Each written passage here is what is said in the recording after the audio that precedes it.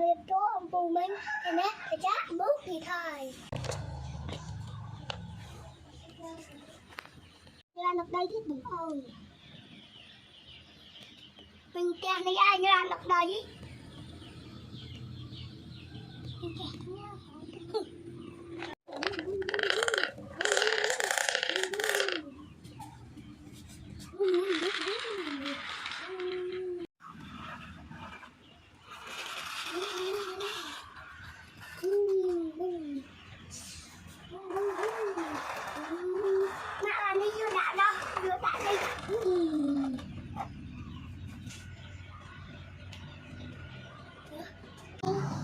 được đây, nó cưa được đây, nó cưa được đây, nó cưa bài tơ.